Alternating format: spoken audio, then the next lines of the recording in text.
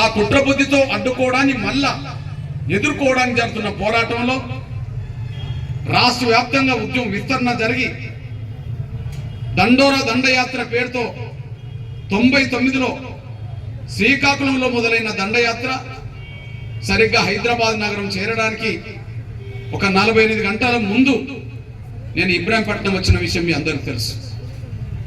ఈ ఇబ్రాహీంపట్నం దాటి ఎలిమినేడు గ్రామంలో బహిరంగ సభ జరిగిన సమయంలో అప్పుడు నియోజకవర్గ ఇన్ఛార్జిగా ఎంఆర్పిఎస్ నియోజకవర్గ ఇన్ఛార్జిగా అప్పుడు మన పుష్పలీల ఉన్నది. నేను ఎలిమినేడులో మీటింగ్ పెట్టి బయటకు వచ్చే సమయానికే సిఐ కృష్ణయ్య గారు అనేటైనప్పుడు ఉండి వందలాది మంది పోలీసు వాళ్ళను అడ్డం పెట్టి నన్ను బలవంతంగా పోలీసు వ్యాన్లు ఎక్కించుకుంటే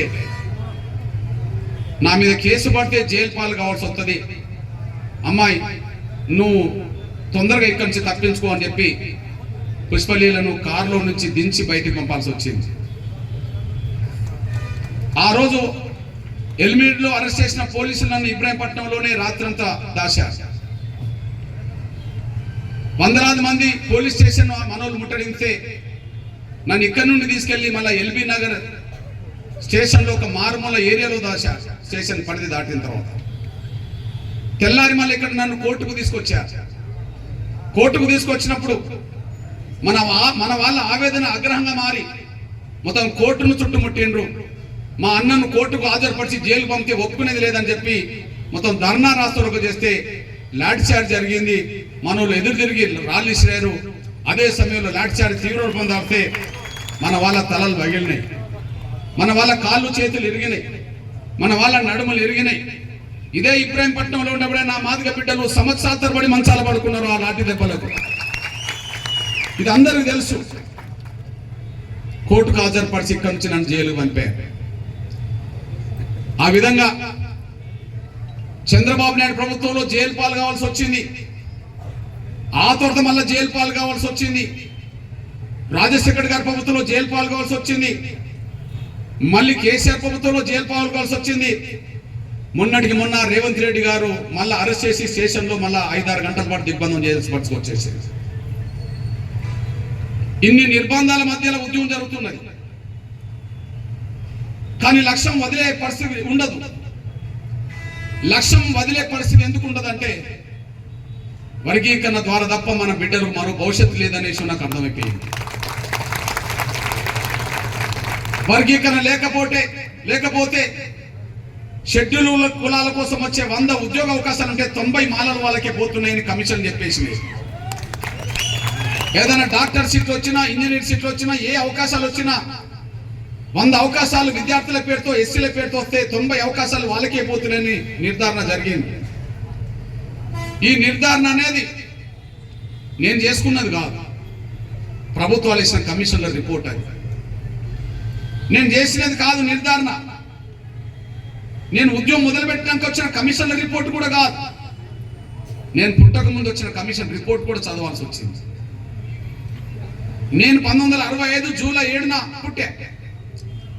కానీ 1965 ఏప్రిల్ నాటికే నేను పుట్టక ముందే ఒక కమిషన్ రిపోర్ట్ ఇచ్చేసింది. ఆనాడు లాల్ బహదూర్ శాస్త్రి ప్రధానమంత్రి ఉన్న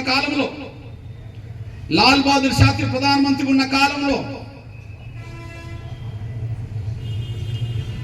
లోకూరు కమిటీ ఏర్పడ్డది. డాక్టర్ బాబాసాహెబ్ అంబేద్కర్ సాధించిన రిజర్వేషన్ల ఫలాలు అన్ని కులాలకు దక్కుతున్నాయా లేదా అనే విషయం తెలుసుకోవడానికి వేసిన కమిషన్ ఇది. 1950లో రాజ్యాంగం అమలులోకి వస్తే జనవరి నుంచి 65లో కమిషన్ పడ్డది. ఇది కేంద్ర ప్రభుత్వానికి సంబంధించిన ప్రధానమంత్రి లాల్ బహదూర్ శాస్త్రి గారు వేసిన కమిషన్. 15 ఏళ్లకే రిపోర్ట్ వచ్చింది. ఈ 15 ఏళ్ల కాలంలో రిజర్వేషన్ల ఫలాలు ఏకపక్షంగా ఉమ్మడి ఆంధ్రప్రదేశ్ లో మొత్తం మాల వర్గమే అనుభవిస్తున్నది. వాళ్ళే పైకి వచ్చారు కాబట్టి షెడ్యూల్ కులాల నుంచి ముందు వాళ్ళని తొలగించాలని చెప్పి కమిషన్ రిపోర్ట్ చేసింది. నా కళ్ళ ముందు మీ కళ్ళ ముందు కమిషన్ రిపోర్ట్ పెట్టాను. అంటే 1965 నాటికే షెడ్యూల్ కులాల నుంచి వాళ్ళని తొలగించాలనే పరిస్థితి నేను పుట్టక ముందు చేసిన కమిషన్ రిపోర్ట్ ఇచ్చిందంటే వాళ్ళ అభివృద్ధి ఆనాడే వేగవంతమైంది అనడానికి సాక్ష్యంగా ఉన్నది. మీ అన్నగా నేను చెప్తున్నా, ఈ రోజు కాంగ్రెస్ పార్టీ జాతీయ అధ్యక్షుడు ఎవరు? పక్క రాష్ట్రమైన కర్ణాటక రాష్ట్రానికి సంబంధించిన మన దళితుల్లో ఉండబడే మాల కులస్తుడే మల్లికార్జున్ ఖర్గే జాతీయ అధ్యక్షుడు. నేను మాట్లాడే సమయానికి దక్షిణాది రాష్ట్రాల నుంచి జాతీయ అధ్యక్షుడు మల్లికార్జున్ ఖర్గే మాల.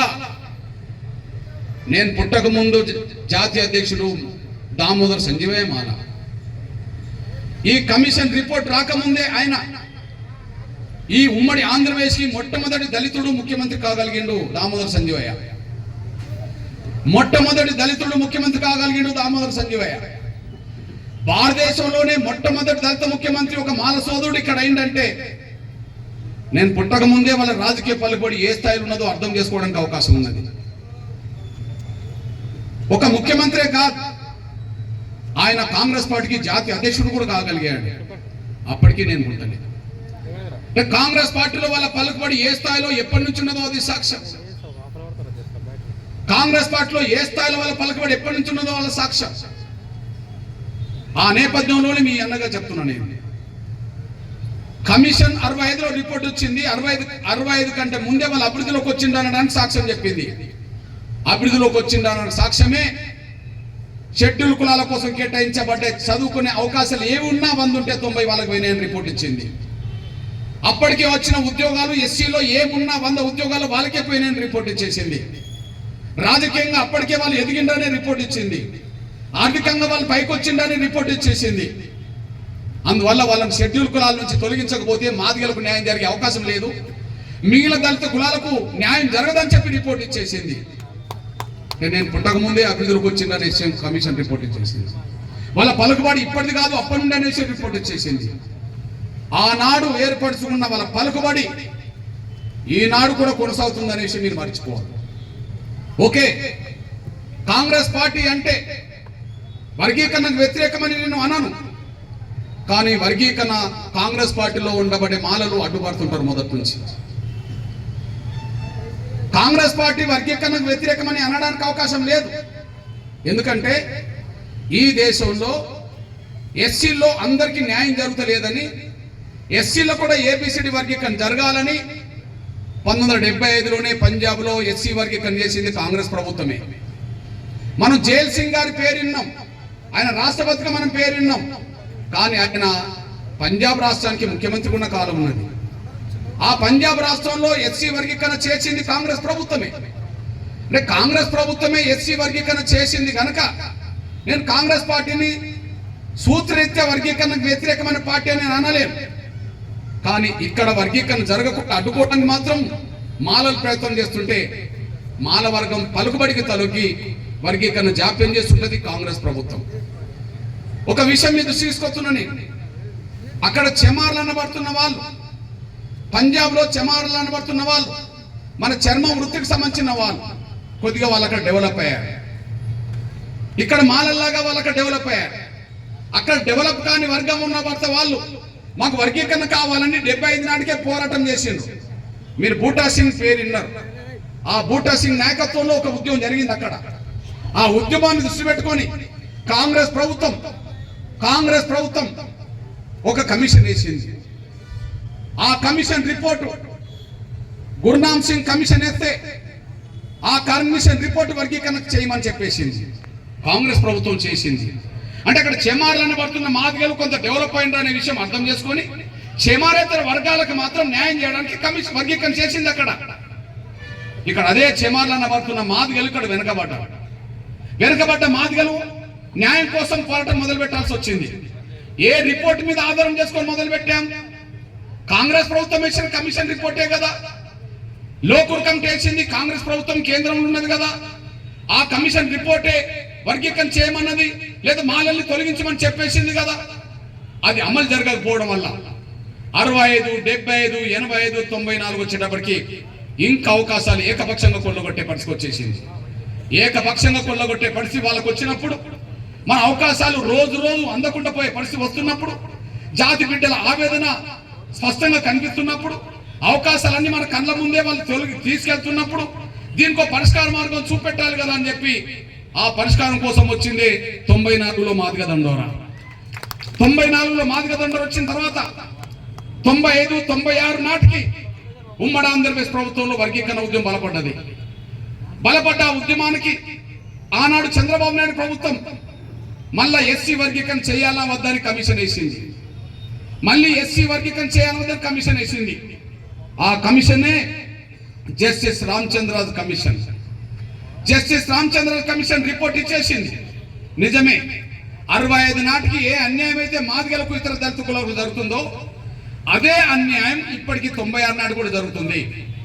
65, 96 అంటే 30 ఏళ్ళు కదా. మళ్ళా 65 నుంచి 96 అంటే 31 సంవత్సరం కదా. ఈ 31 సంవత్సరాల చరిత్ర మళ్ళీ రామచంద్ర కమిషన్ రాసేసింది. ఎస్సీ వర్గీకరణ ద్వారానే మాదిగలకు ఇతర దళితులకు న్యాయం జరిగే అవకాశం లేదు. కానీ మాలలు అవకాశాలన్నీ కొల్లగొడుతున్న విషయం సత్యంగా అర్థమవుతున్నప్పుడు వర్గీకరణ ద్వారా తప్ప మరో పరిష్కారం లేదని చెప్పి ఈ కమిషన్ రిపోర్ట్ ఇచ్చేసింది. కమిషన్ రిపోర్టు మీద మనం వర్గీకరణ త్వరగా జరగాలని ఉద్యమం చేస్తే చంద్రబాబు నాయుడు ప్రభుత్వం వర్గీకరణ చేసింది. వర్గీకరణను మళ్ళా హైకోర్టులో అడ్డుకున్నారు. మన బిడ్డల నోటికాడు కూడా మళ్ళీ లాక్కున్నారు. మనం వర్గీకరణ ఉద్యమం మొదలు కాకముందు వాళ్ళే తిన్నారు. వర్గీకరణ వచ్చినప్పుడు అందకుండా మళ్ళీ వాళ్ళే చేశారు. తిరిగి దాన్ని నిలబెట్టడం కోసం జరిగిన పోరాటం మళ్ళా 99 దాకా జరిగింది. ఆ 99లో తమ్ముడు కాసిం, మన ప్రొఫెసర్ కాసిం వచ్చేసారు.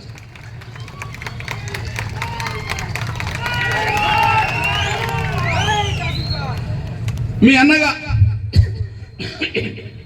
99లో మళ్ళీ వర్గీకరణ ఉద్యమం తీవ్రరూపం దాల్చినప్పుడు ఈ సమస్య పరిష్కారం రాష్ట్రపతి చేతికి వెళ్ళింది. ఈ సమస్య పరిష్కారం అప్పటికి రాష్ట్రపతి చేతికి వెళ్ళింది. నేను దండయాత్ర పేరుతో నేను ఇబ్రాహీంపట్నం వచ్చినప్పుడు 87లో అరెస్ట్ అయినప్పుడు మన సమస్య పరిష్కారం అప్పటికి పెండింగ్ లో రాష్ట్రపతి చేతిలో ఉన్నది. కానీ ఆ రోజు ఇబ్రాహీంపట్నంలో అరెస్ట్ అయి జైలుకి వెళ్ళి బయటకు వచ్చే సమయానికే ఆనాడు రాష్ట్రపతి కేఆర్ నారాయణన్ ఎస్సీ వర్గీకరణ జరగాల్సిందని చెప్పి ఆనాడు మళ్ళీ తీర్పు చెప్పడం జరిగింది. అంటే సమస్య పరిష్కారానికి మళ్ళీ ఎవరు చొరవ తీసుకోవాల్సి వచ్చింది? ఆనాడు దళితుడైన కేఆర్ నారాయణ్ రాష్ట్రపతి చొరవ తీసుకోవాల్సి వచ్చేసింది. ఆయన చొరవ తీసుకున్న ఫలితం వల్ల 5 ఏళ్ళు వర్గీకరణ అమలు జరిగింది. 5 ఏళ్ళు వర్గీకరణ అమలు జరిగినప్పుడే మన బిడ్డలకు చదువుకునే అవకాశాలు పెరిగినాయి. 22,000 ప్రభుత్వ ఉద్యోగాలు ఆనాడే వచ్చినాయి. ఎక్కువ మంది టీచర్లు కావడానికి ఆ రోజు దారితీసింది. ఈ రోజు మన ముందు వచ్చిన నా తమ్ముడు మన ప్రొఫెసర్, ఆయన ప్రతి సభలో చెప్తున్నాడు, ఆనాడు ఎస్సీ వర్గీకరణ జరగడం వల్లనే ఇవాళ నేను ప్రొఫెసర్ కాగలిగానని చెప్పి ధైర్యంగా చెప్తున్నాడు. అంటే మనం అర్థం చేసుకోవాలి, ఎస్సీ వర్గీకరణ లేని గత 50 ఏళ్ళు నష్టపోయిన మనిషి రుజువైపోయింది. ఎస్సీ వర్గీకరణ జరిగిన 5 ఏళ్లే మనకు మేలు జరిగిందని రుజువైపోయింది.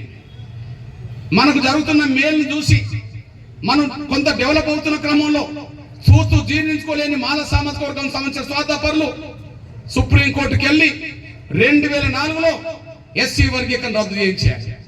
ఇక్కడ మీ అన్నగా చెప్తున్నా, 2004లో ఎస్సీ వర్గీకరణ రద్దయింది సుప్రీంకోర్టులో. ఆనాడు కేంద్ర ప్రభుత్వం యూపీఏ గవర్నమెంట్, కాంగ్రెస్ గవర్నమెంట్, సుప్రీంకోర్టులో మాల కులస్తులు జడ్జిలుగా ఉన్నారు. అదే సమయంలో యూపీఏ ప్రభుత్వానికి 3 సలహాదారులు ఉన్నారు. వాళ్ళ పలుకుబడి గురించి మాట్లాడుతున్నా. మాలల పలుకుబడి ఏ స్థాయిలో ఉంటుందో గమనించాలని కోరుతున్నా నేను.